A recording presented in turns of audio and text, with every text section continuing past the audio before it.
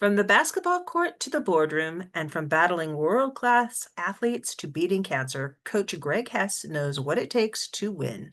He's here to share how you can unlock your full potential, lead with purpose, and achieve breakthrough results no matter the challenges you face. Hi, and welcome to the U World Order Showcase podcast, where we feature life, health, transformational coaches, and spiritual entrepreneurs stepping up to be the change they seek in the world. I'm your host, Jill Hart, the Coach's Alchemist, on a mission to help coaches and entrepreneurs amplify their voice, monetize their mission, and get visible, leveraging podcasts and Substack. Today, we are speaking with Coach Greg Hess. And Greg Hess, better known as Coach Hess, is an Amazon best-selling author, award-winning business coach, and voted best coach in Katy, Texas. His life expands no, I'm sorry. His life journey spans decades of leadership, from captaining his university basketball team and competing against NBA legends like John Stockton and Dennis Rodman, to coaching at high school and collegiate levels and managing major events like Magic Johnson's basketball camps. After earning his MBA in just 18 months, Coach Hess transitioned from sports to business, holding leadership roles across industries and serving as chief advisor for cloud services at Halliburton. But in 2015, a diagnosis of pancreatic cancer changed everything. Surviving and Mm. recovering renewed his commitment to purpose, leading him to launch the Coach Hess brand, dedicated to helping entrepreneurs, professionals, and teams achieve peak performance. Author of Peak Experiences, Breaking the Business Code, and Achieving Peak Performance, The Entrepreneur's Journey, Coach Hess combines a real world experience with the coach's heart to transform lives. He empowers clients worldwide through one-on-one coaching, strategic planning workshops, and his Empower Your Team program. Welcome to the show, Coach Hess. It's nice to have you here. Wow. Gosh, you read all that, Jill, and I kind of feel humbled, and I'm so grateful for so many good things that have been happening in the life of Coach Hess. So thank You know, you. it's you've done a lot of remarkable things, and one of them that may not that may just get glossed over in all of this is overcoming pancreatic cancer. That's kind of an amazing miracle, Mhm. even these days with all the technology that they've come across. I It's remind myself of that every day, and it makes it very easy to be motivated. And when you think things are down, you find opportunities because there's always opportunities if you have the right mindset, I guess. But yeah, that was quite an adventure, and you know, um, going through that process, it was discovered in why I'm alive. I mean, I had a AFib situation going, and they did a CAT scan and came back and said, "Hey, no blood clots in your lungs," which they wanted to shock my heart back into sync. That's the whole Mhm. AFib world. And no, but this mass in your pancreas here, and they went too low and got that as far as in the CAT scan. And 14 days after that, I had surgery. And yeah, they weren't sure whether they were got it all or what. I mean, it wasn't a guarantee in any way, shape, or form. I was told to get things in order, and people knew that I was, that were close to me because I had spent a lot of years being a coach and a mentor, and not only in the basketball game, but throughout 30 years of business, I was still called coach, and even though I was sometimes the owner of a company, sometimes whatever the role. I got a lot of messages from people, Jill, that said, "Look, you made a difference in my life." And a lot of people don't get to read those messages because they're in the coffin. Well, shoot, Yeah. I came out of there and started to look at those and I went, whoa, you know, um, big guy upstairs saved me for a reason. And it's because I did a good job throughout my life of following my why and never really knew what it was until after this event.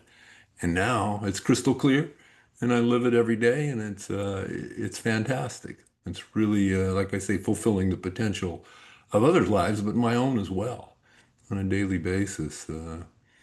It was a difficult time. I had a long process of drainage out of my side, as my pancreas, they cut most of it out, and went through drainage, but I didn't go through the Whiffle technique, which means that you would have to live on enzymes for people, and that's a very common. If you've survived pancreatic cancer, you're very commonly going to have to be in that situation. I'm not. I got Wow. some nice bullet holes and scars in me because of it, but that's all right. I'm living with that fine, and I live a hundred, have for a long time now, and will continue to. So thanks for paying attention to that. It's not, but why do we need an event to change our lives a little bit? When I was the Yeah. chief advisor of cloud services at that time at Halliburton, and now I went through that. Once I came out and I read these messages and kind of realized, wait a minute, there's so much more to this. Came down to when I remembered kind of, is why I was going through when I was on the ward. It's kind of a death ward. I was going to Mhm. say that. It was a big Yeah. hospital here in Houston, and the buzzers would go off, and you would know what's going on. And I'd walk around the halls, because they say you got to walk. And I wasn't in bad shape. I mean, I'm riding bike a lot and I'm all in pretty good shape. So I was able to get moving, but, Mhm. 5 steps, 6 steps, I mean, that kind of dragging It's all big. the stuff hanging out of you everywhere. And I started walking around and I'd look in people's rooms and you know what? They wouldn't move.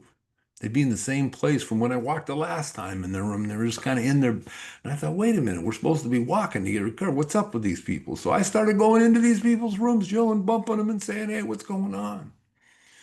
And when people are on their deathbed, what I learned from doing that experience is that family is the most important thing to them.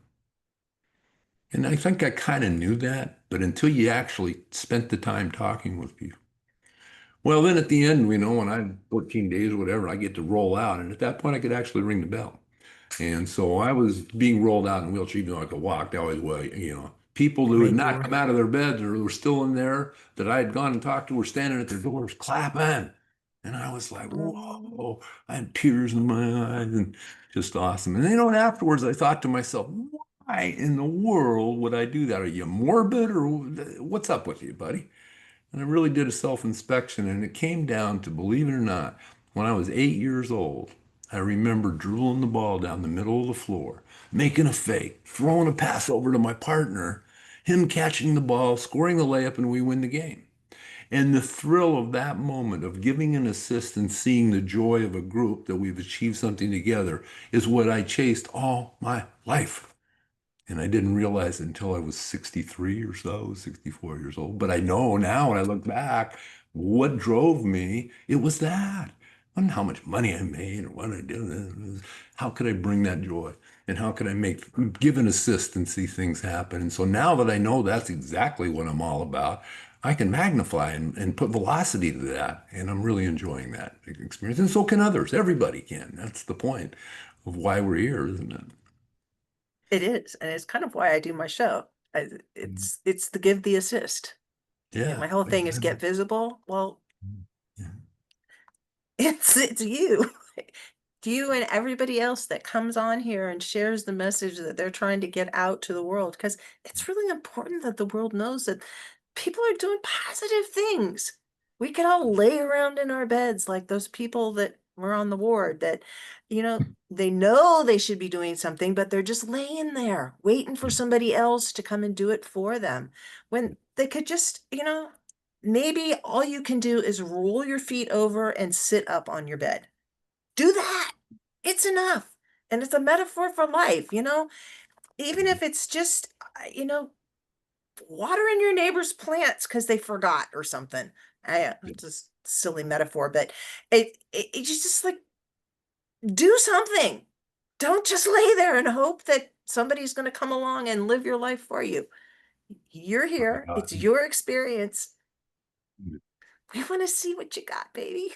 Yeah, come on. Yeah, there's so much. And, you recognize the limitation of time in your life. And, part of the reason I've taken on the book writing and the thing that I recognize the legacy opportunities that you have by doing that. I really realized as soon as I finished Peak Experiences and once it was posted and everything, I kind of had this feeling of, wow, I've got something that not only my children can read, my grandchildren can read, but my great great grand, and when I'm gone, they can read. And that's kind of nice to know that there's going to be something there that captures, some of my thinking in this whole idea of making the world a better place, one day at a time, every day, and be present to do it, and have the skills, to come along. I think really helps a lot in guiding people It's fun. I'll have my 70th birthday. I'll share with everyone on Sunday. I'm having a party here in Katy, Texas, and we've invited a lot of people in a local brewery,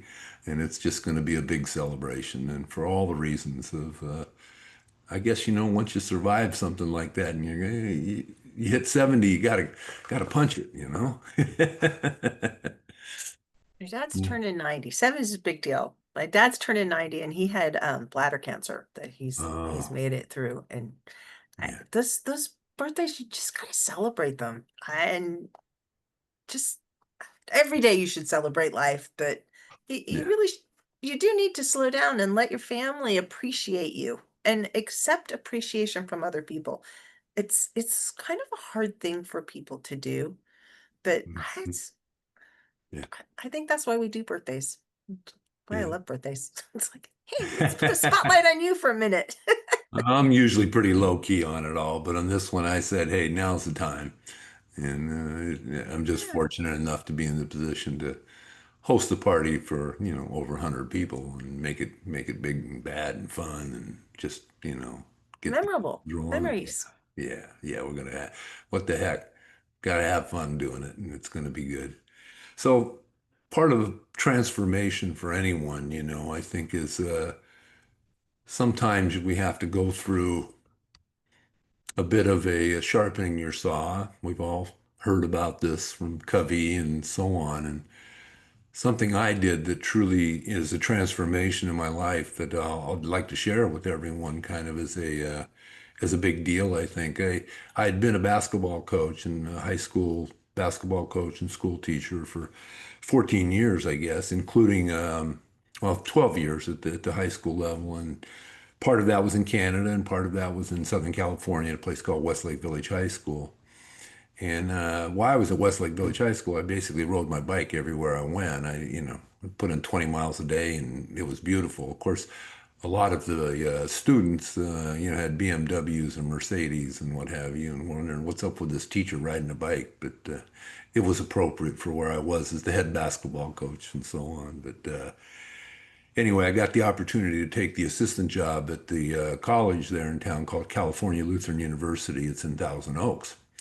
And a guy named Mike Dunlap was the head coach, and he offered me the assistant job. And so I said, that sounds kind of like the right thing for me to do. And now it was a question of what did I want to do a master's in? At this point, of course, I have my Bachelor of Education from the University of Calgary. Now, next degree, what do I want to do it in? And I thought, you know what? Time to sharpen the saw. So I took my bike to Jasper, Alberta, totally loaded with all my panniers, everything else, and I rode for 23 days, 2,300 miles, right back to Thousand Oaks. And so that long tour in terms of sharpening a saw and trying to make a decision, a life-changing decision, and I wanted to be able to have impact and really think it through. And good golly, did I ever, a lot of time to do that while I was riding. But what a fun experience. And I guess when I went into that, or as I came to some deep thinking, I realized at that time, mid 90s, we were still functioning quite a bit from a command line on our keyboards. They called it DOS, right? You've probably heard of. And whatever else, our languages that we were using, but we weren't really getting into the graphical user interface. And I saw that coming. I mean, I got, Apple was doing their thing right at that point. You know what? This whole GUI world is going to change the way people function. And I think it may be at this point when I look at it in terms of the transformation of society, it may be in AI could be at the same plateau right now as what that was about at another level and a different way of thinking and where we are. But I grabbed Yeah. onto that and said, I'm going to do a master's in business and I'm going to focus on business process reengineering and get that figured out to make businesses better. And so that's what I did. And when I graduated from there, I continued to just pursue a learning curve around that. And people paid me pretty well along the way. It all worked out well. But I mean, realistically, I was on the learning curve. Am I going to learn more from this text? And I had job over job until I ended up, being the chief advisor at cloud service at Halliburton. But I was also in charge of global energy for Sun Microsystem for quite a while. And had some fun roles. president of a company called StrataWeb that we grew and turned out. And some of the technology that I created there is still being used. So it's kind of fun to look back on all that.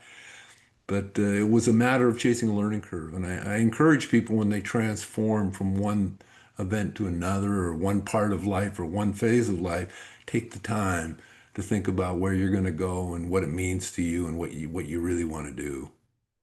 And don't be afraid of it. I'm No, I'm 65, so I do remember all of these, you know, the command you. prompt for DOS and the floppy disks. And when you had we got like two, I was a bookkeeper for a while and I think it might have been Apple, Apple Books or something like that.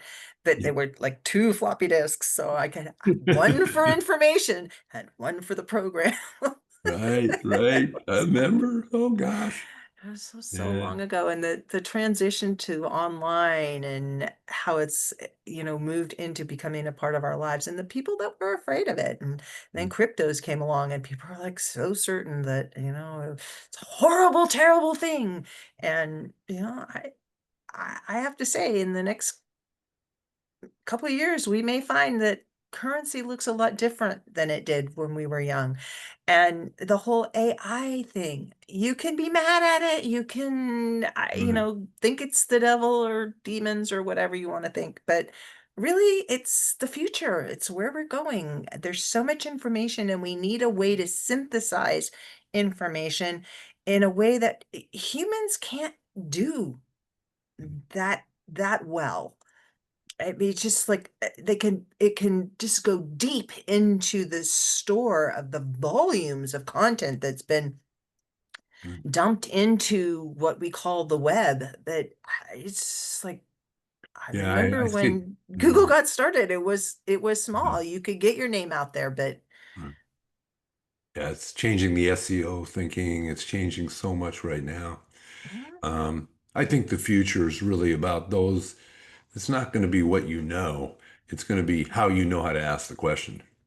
yep, In so many ways. And because you can get the info that you need, you just have to be smart enough. And that's where the next level, I think, of critical thinking will go.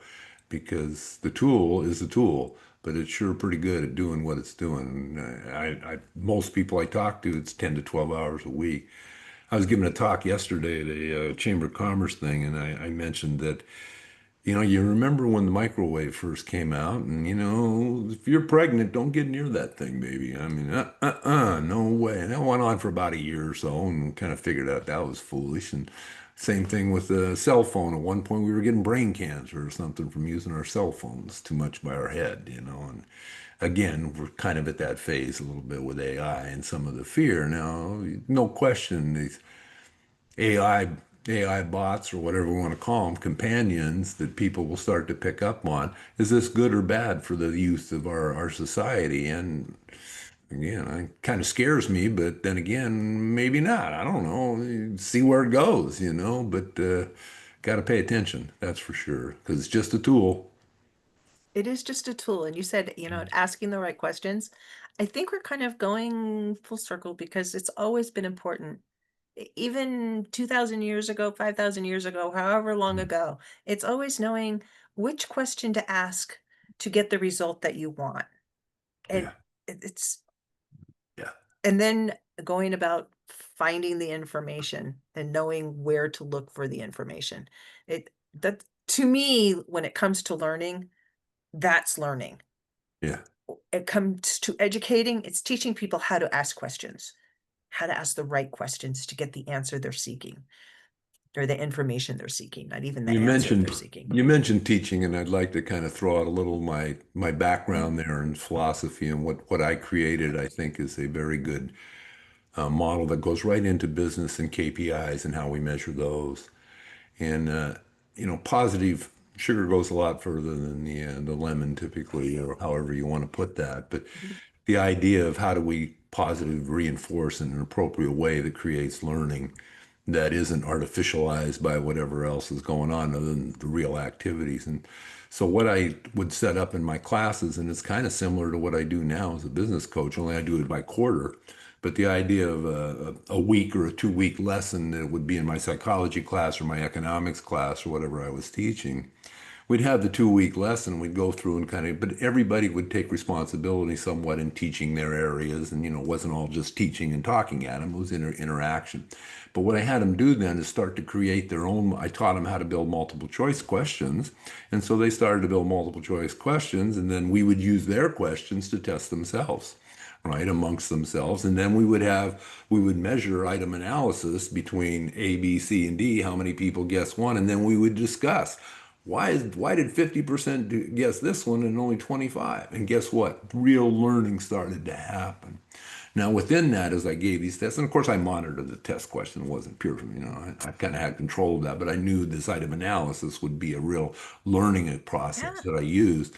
Well, then I put that into a frequency distribution structure, right? Meaning that if you had 25 questions, how many people got 20, how many people got 80, whatever. Then you could adjust your curve relative to how difficult the test was. I mean, if the top was 10 because it was really hard, you can't, you give people grades accordingly.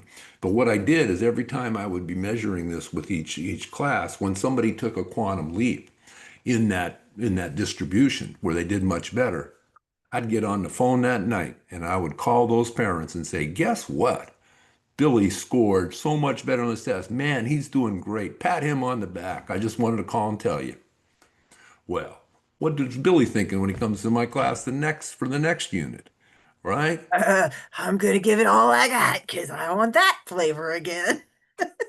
And there it went, and so the learning was, I didn't fit in the state government exam structure real well, but all my students did extremely well on those, and I didn't just follow the curriculum, so to say. I let them build it and test themselves and learn together. Of course, I guided, but that was the best experience I had in teaching, and I did that at Westlake Village High School for 3 years, and I still get messages from students from those like what a difference and what a difference it made in my future of learning. Because you teach them to learn, you give them, teach them to fish, and they can feed themselves forever. Fish for Yeah. me. Yeah, that was the I struggle. yeah. That I can see the connection between that and coaching on like the basketball court because it's all about the team and working together as a team towards a common goal, which is to understand a subject or a topic or to win a game.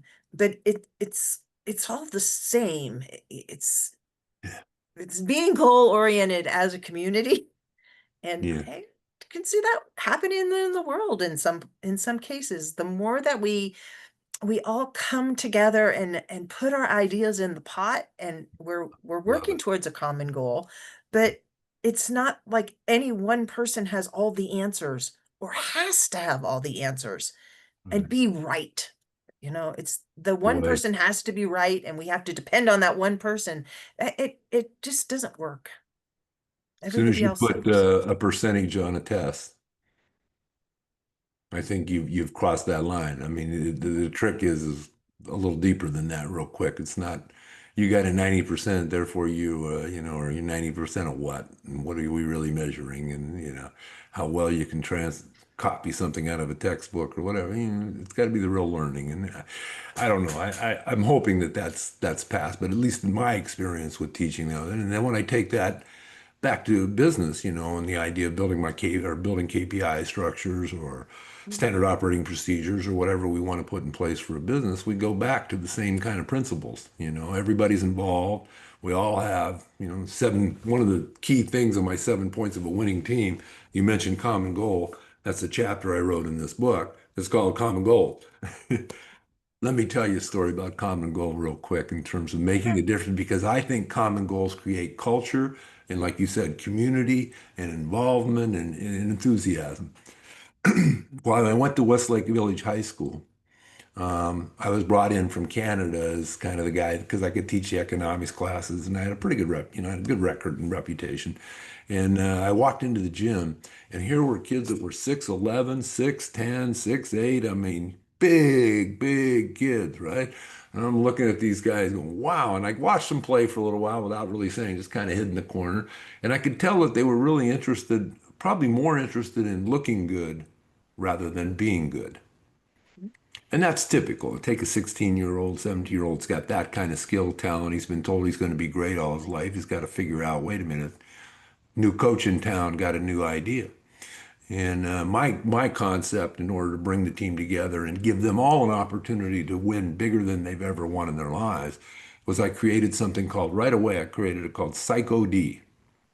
And the idea was that we would go crazy about defense, right? And we were defensively mindset. So every practice for a half hour, I had a section where I cranked music on it and we just went nuts through defensive drills and got this mindset built. And then we set a common goal of holding every team under 50 points.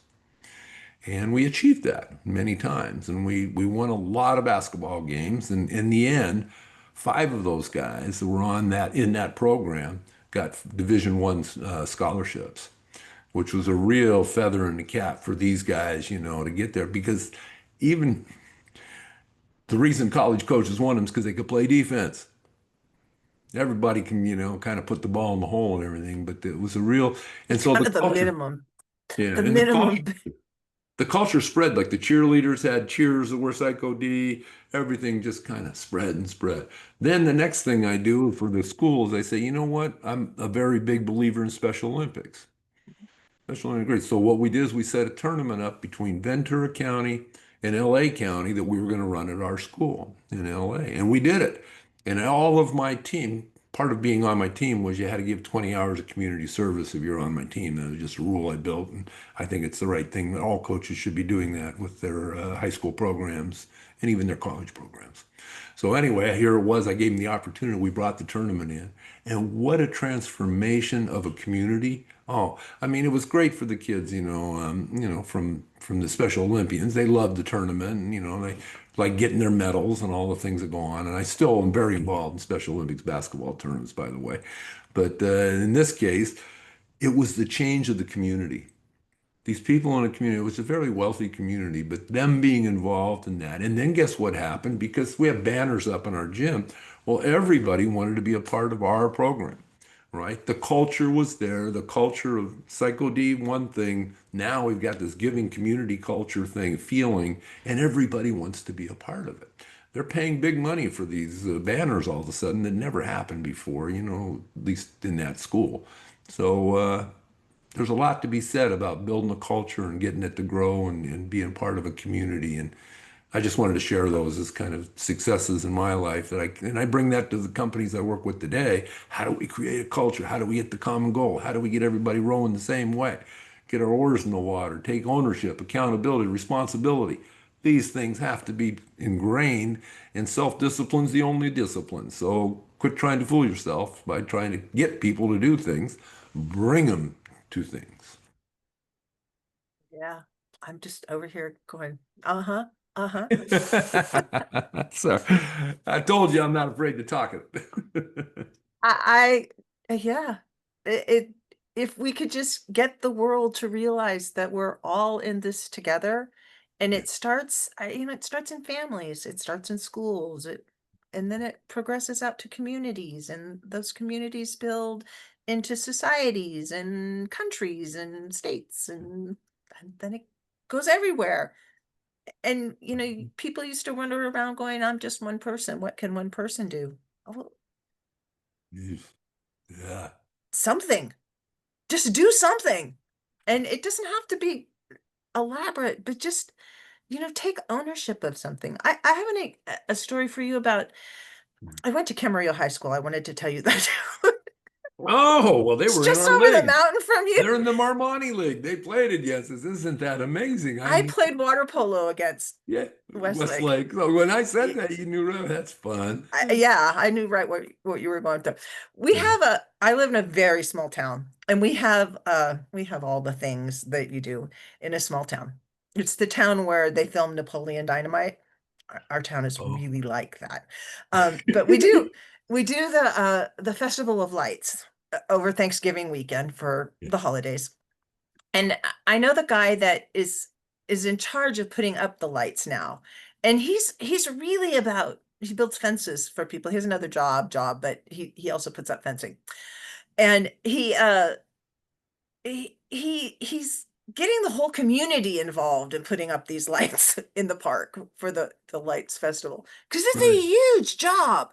I mean, Oh there's yeah. so many lights, and last year it was just him and his wife, and Oh this my. year I think he's just like, no, no, no, no, I need everybody. We're gonna have this big party, and we're gonna talk about how everybody's gonna have lights Put this the year. lights up. Yeah. I And they'll love have it. fun doing it. And the Yeah. park is just such a great connection center in our town. Right. Everybody goes to the park. We take our grandkids to the park on Thursdays, and Oh, that's but it's nice. just like there's baseball and soccer, and it's right next to the fairground where they have the rodeo, and it's Yeah. just like, yeah. Yeah. A lot of people missing out on that in this world, that kind of experience, you know. They are, but they don't have to be. That's my whole point. Is it just start with you. Roy's not anybody's super special. He's Uh, nobody in our town is super special. They're just those people that they used to be this and now they're doing this position and they're right. going to do a different position because we're a small town. That's But good.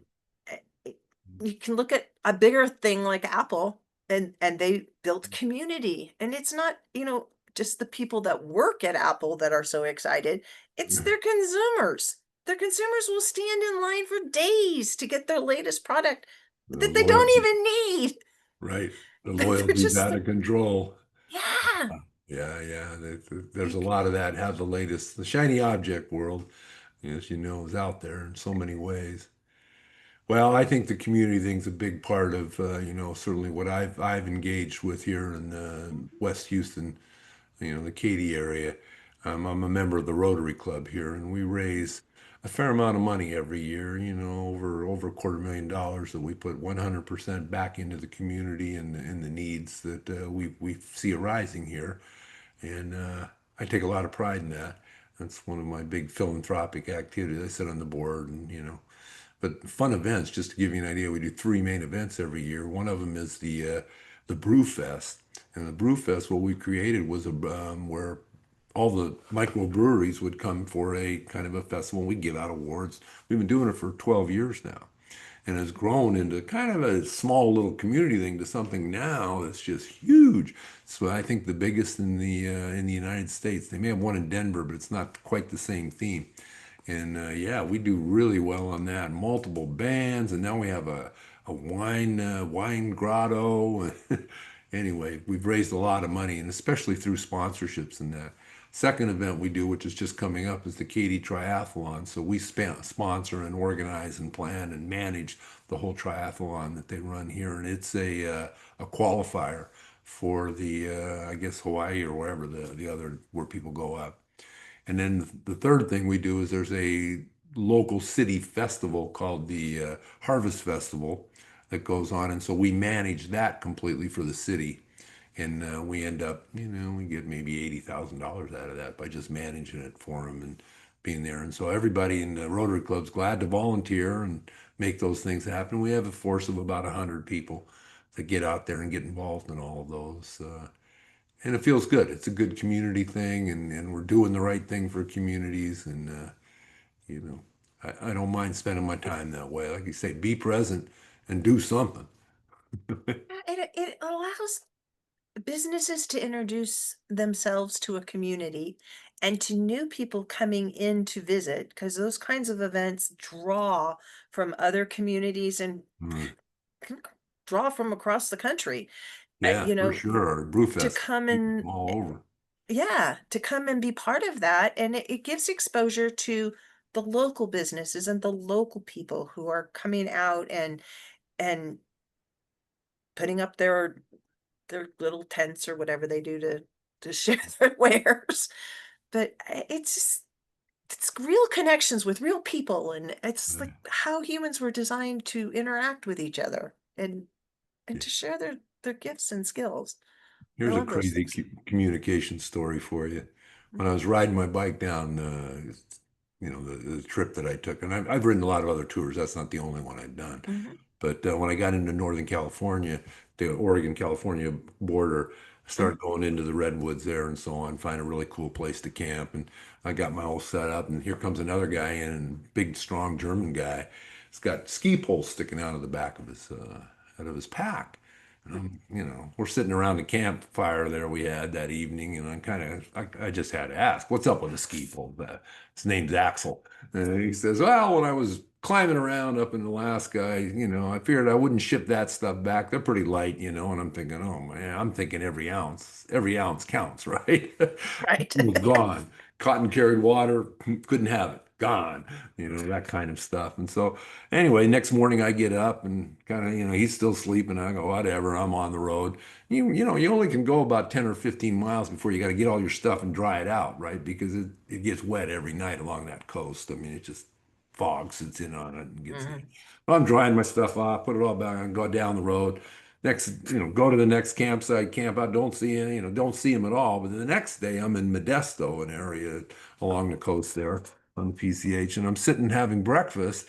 And there's what I call the peacock riders, which I am one now. And those are people who ride road bikes with all the colors they got to have on them. And, so I'm Love sitting that. there with a whole bunch of Modesto people like that. They're looking at me going, "Oh, buddy, what have you been doing?" And of course, I'm a bit of an anomaly. Guy's ridden, I don't know at that point, probably 1,600 miles or something. And they're asking me stories about what I ran into. How do you do this? Well, all the different questions. And I'm talking, kind of, feeling like him because I've been kind of lonely. You weren't around people that much when you're riding. So I was loving to tell a story. You can tell I like to talk. So I'll look up while we're having breakfast, and all of a sudden I see ski poles go down the road in front of me. I freak out. I jump out of my chair and I run to the door and I open the door and I yell, "Hey, Axel! Hey, Axel!" So he stops and I'm going out after, out to grab him, and just say, "Hey, I want to, well, when I'm going out, I look back and all the people in the restaurant have their faces right up to the window because they think it's going to be a big battle because they thought I was saying, "Hey, asshole." Can you believe that? There's a communication problem.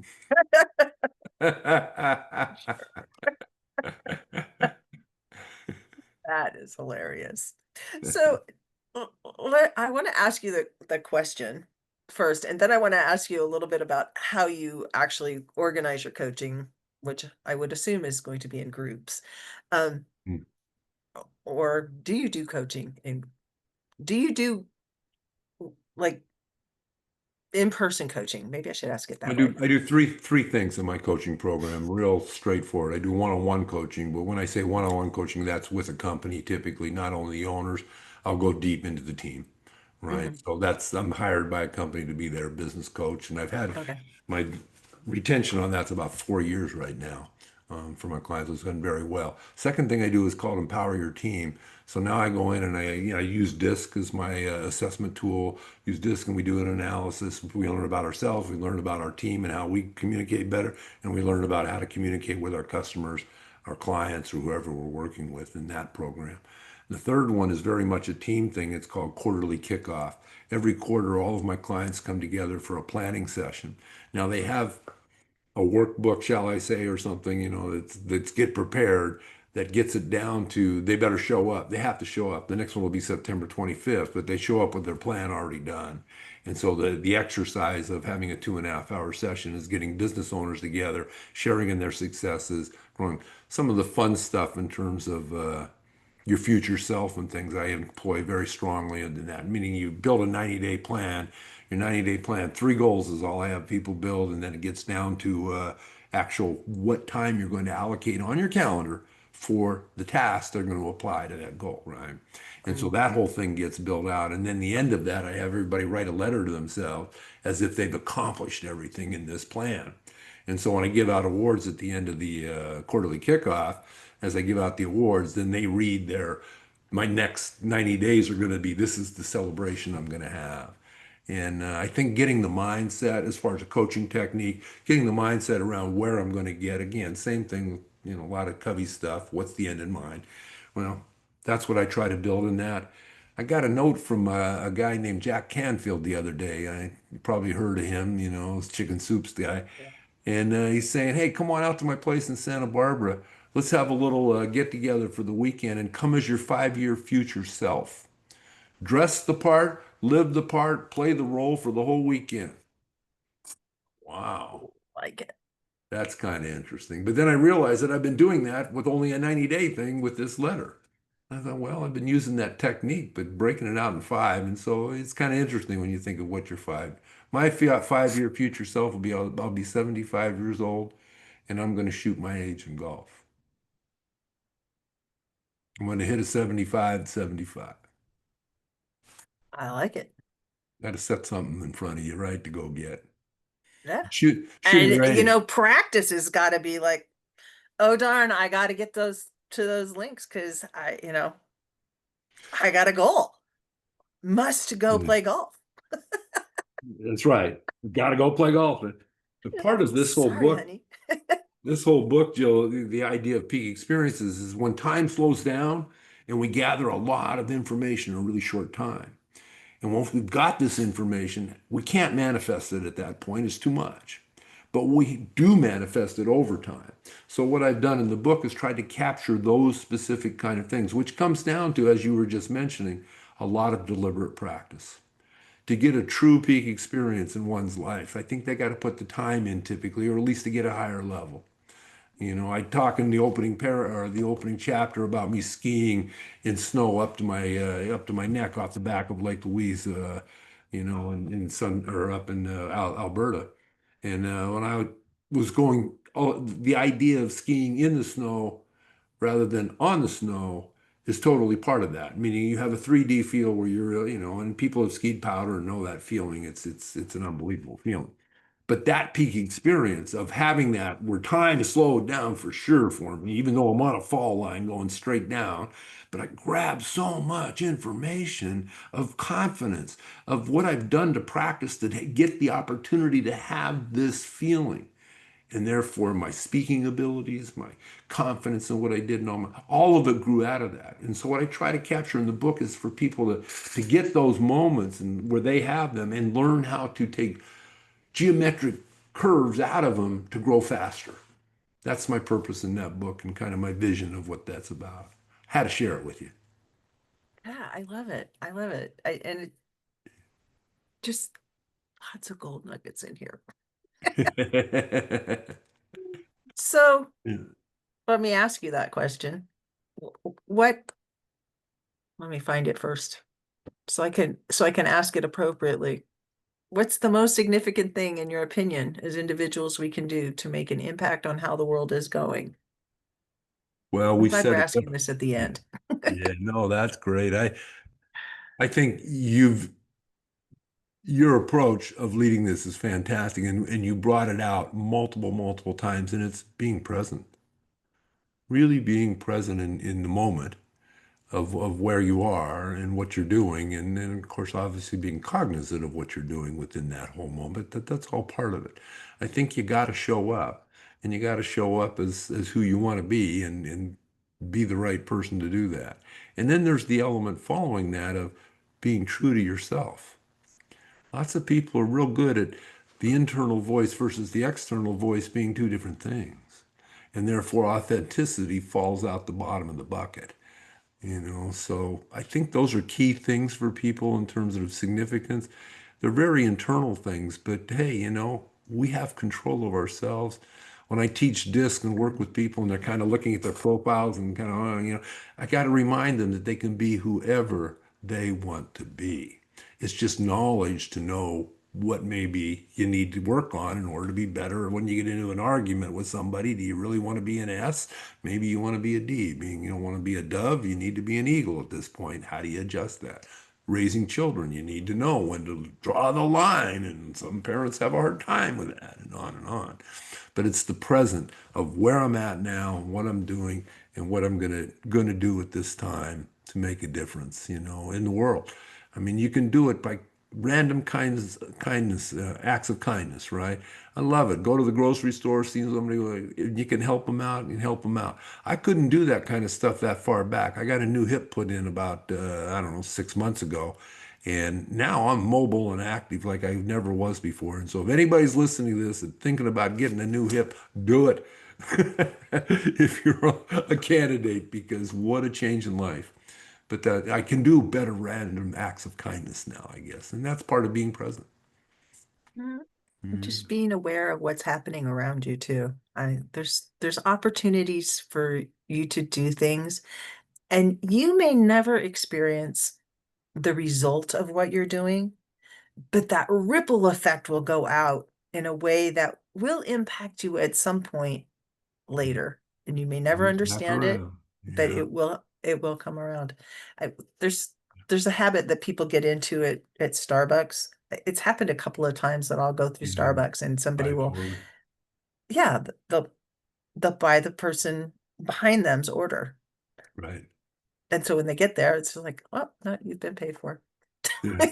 It's just like it's fun.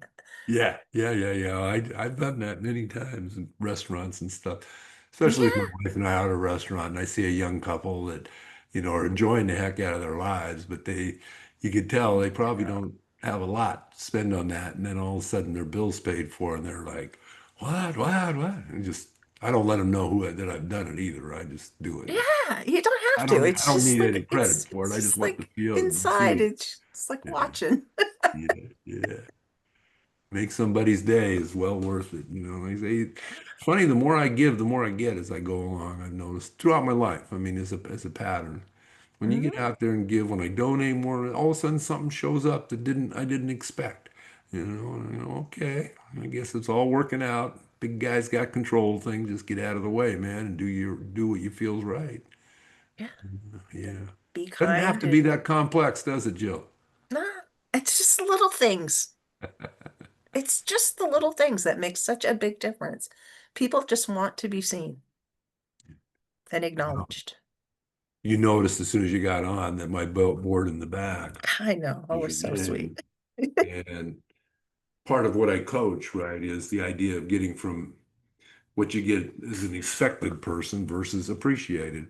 Well, that takes people from expected to appreciated immediately. And I think that's a good starting point rather than working on what am I getting as expected. And the ideal situation is taking people to a distinguished state rather than just the expected, where they know, from this call or you get to know me and going, if somebody needs a business coach, Coach Hess is the guy, you Yeah. know. And it's not about whatever he charged, whatever it is, it's about his philosophy, his life, what he's going to do to make a difference. Well, then you're in that distinguished category. And what people say about you when you're not in the room is very important. Because It is. yeah, Might not be a lot of your business, but it is very important. yeah, yeah,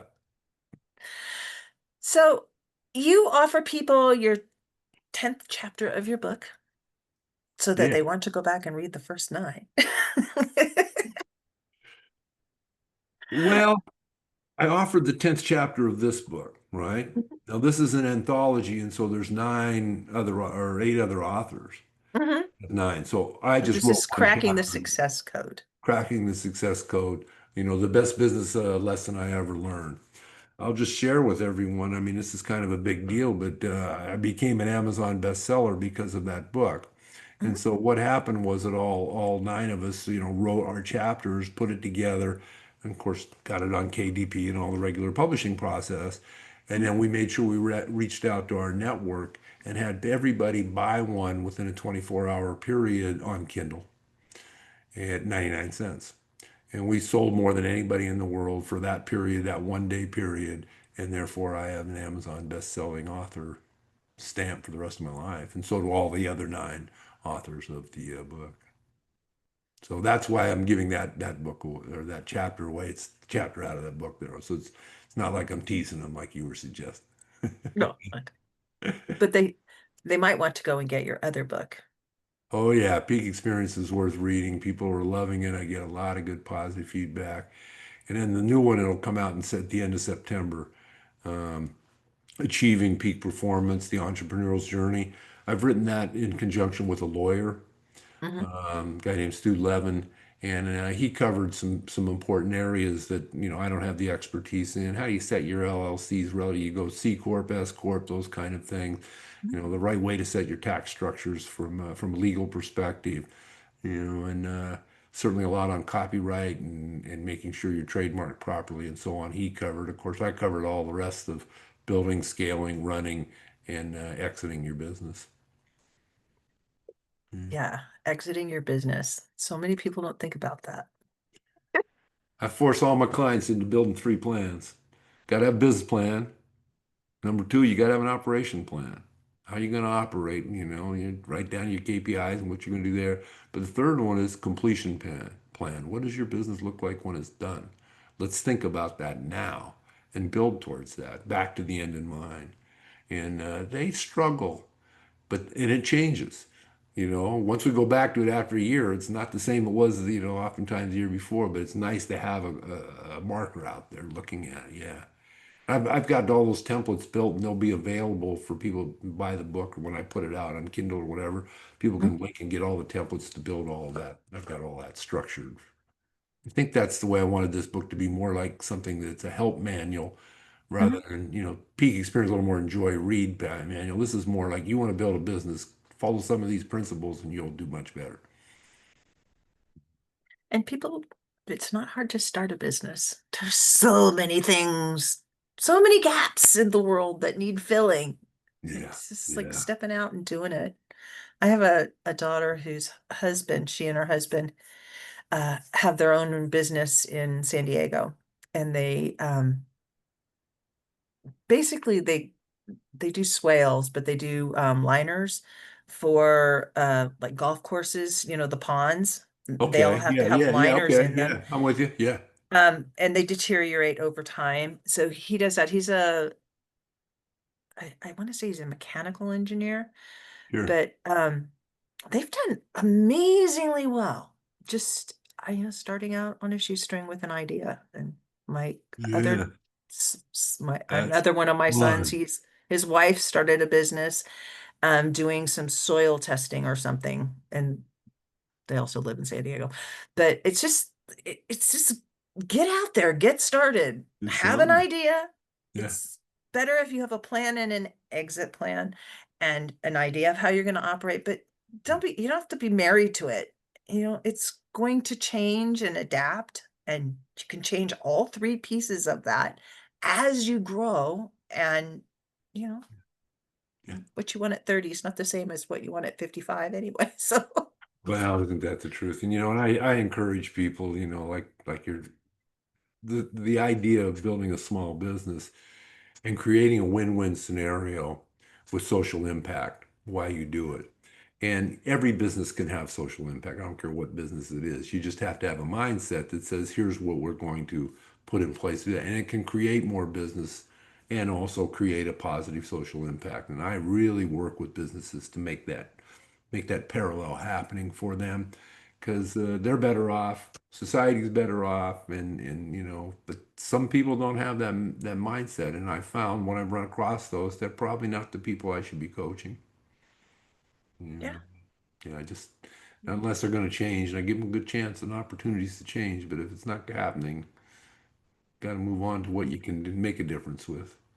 Yeah, and it really is about people not just wanting change, but willing to actively participate in change. And not everybody's cut out that way. You know, Yeah. some people, they just want to lay on the bed and hope that somebody's going to come along and make them well suddenly without actively participating in life. Well, Just even business doesn't owners help. that don't take the time to know their numbers. Yeah. It's in that bit of that category. It's amazing how many people, and I get it. I get a lot of my clients are very creative in nature, and they don't think in numbers, so to say. Mhm. But my job as a business coach is to make sure everybody really knows their numbers. Four types of cash I go through every client's meeting.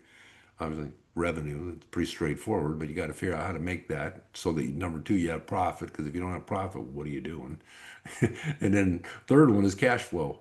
And that's where it makes all the difference in the world is that I have everybody build a pro forma for at least 12 months in front of them off Mhm. their profit and loss. And by putting the actuals in against what they're projecting to happen in the front makes all the difference in the world for people making good decisions to grow their business. I mean, it gets down, that's where the rubber hits the road. And then the fourth type of cash is equity. What's your business worth? Are you building a business that you can move on to somebody else? Or, who's going to pay for it? Well, if you don't have systems in place and things running where it's running without you or close to that, you're not going to get a lot of value for your business. Those that are just built on my back kind of thing. we've all heard about work on your business rather than in your business, but this is where the rubber hits the road, I think, when you talk the equity game and get people thinking that way. Yeah. The cash flow thing is what trips up so many small businesses. They may have a lot of revenue that they've generated, but it's the payables thing. When is that actual cash coming in? Yeah. Can trip Yeah, the people up. cash gaps, especially when they make the move from about 350,000 into the 500,000 bracket, that's when cash gaps start showing up because they're working with bigger suppliers or whatever else, and they Mhm. got bigger jobs, and then it gets worse. That it'll escalate if they don't understand how to manage that at that point, because you get $1 million on your revenue side and you're trailing behind on your collect or receivables by 90 days, you're screwed. If you don't Well, have, yeah. yeah, yeah.